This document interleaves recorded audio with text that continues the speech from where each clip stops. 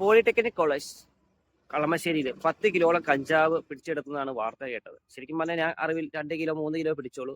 10-50 ഗ്രാമിൽ packet വിൽക്കാൻ വേണ്ടി പിള്ളേർ ചെയ്തു. ഇന്നലെ നൈറ്റ് തുടങ്ങിയ ചെക്കിങ് രാവിലെ പുലർച്ചെ 4 മണിയോടെയാണ് തീർന്നത്. ഒന്ന് ആലോചിച്ച് നോക്കി, 18ഉം 20ഉം 21 വയസ്സും പ്രായമുള്ള നമ്മളിപ്പോൾ പറയുന്ന 2K പിള്ളേർ ഒന്ന് ആലോചിച്ച് നോക്കി. ആ പിള്ളേരുടെ ഭാവി നോക്കി. ഇനി നല്ലൊരു ജോലി ഇപ്പം ഇതൊക്കെ പഠിച്ച് ഇറങ്ങി, അല്ലെങ്കിൽ ഇനി അവരിനിയും പാസ്സാത്ത ആൾക്കാരൊക്കെ ആയിരിക്കും ഇതിൽ പോകുന്നത്. ഓക്കെ, അപ്പോൾ എവിടെയും നല്ല ജോലിക്ക് പോകാൻ പറ്റുമോ? എന്തെങ്കിലും ഒരു ആവശ്യത്തിന് PCC എടുക്കാൻ വേണ്ടി ചെല്ലുമ്പോഴായിരിക്കും ഈ ഒരു കേസ് കിടക്കുന്നത്. കിട്ടുമോ?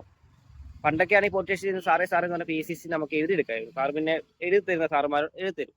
ഇനി നടക്കില്ല. ഒന്ന് ആലോചിച്ച് നോക്കി, നമ്മൾ സർക്കാർ തന്നെ പറയാറുണ്ട് നമ്മൾ ലഹരിക്കെതിരെയാണ്, മയക്കുമരുന്ന് അല്ലെങ്കിൽ കഞ്ചാവ് MDMA എതിരെ നമ്മൾ പോരാടും എന്നൊക്കെ പറയും. പക്ഷേ ഈ സർക്കാരിന്റെ കീഴിൽ വളരുന്ന കുറെ ആൾക്കാരുണ്ട്. ഈ പാർട്ടിയുടെ കീഴിൽ വളരുന്ന SFI, DFI അങ്ങനെ കുറെ ആൾക്കാർ പാർട്ടിയുടെ, അവരുടെ ആൾക്കാർ തന്നെ ഇങ്ങനെ തുടങ്ങുവാണെങ്കിൽ നിങ്ങൾ തന്നെയല്ലേ മാതൃക കാണിക്കേണ്ടത് മറ്റുള്ളവർക്ക് വേണ്ടി. അപ്പൊ നിങ്ങൾ തന്നെ ഇങ്ങനെ കാണിച്ചു കഴിഞ്ഞാൽ നിങ്ങളുടെ പാർട്ടിക്കല്ലേ അതിന് മാനക്കേട് വരും. പാർട്ടി ഇപ്പൊ പറയാൻ പോകുന്നുള്ളൂ, ഇവരൊന്നും ഞങ്ങളുടെ ആൾക്കാരല്ല. പിടിച്ചതെല്ലാവരും കഴിഞ്ഞ വർഷം തന്നെ SFIന്ന് പിരിച്ചുവിട്ട ടീം, അല്ലെങ്കിൽ DFIന്ന് പിരിച്ചുവിട്ടതല്ല, അല്ലെങ്കിൽ അങ്ങനെ പല സംഘടനയിൽ നിന്ന് പിരിച്ചുവിട്ടതെന്നൊക്കെ പറഞ്ഞ് തടി തപ്പുമായിരിക്കാം. പക്ഷെ മോശമായി പോയി കേട്ടോ.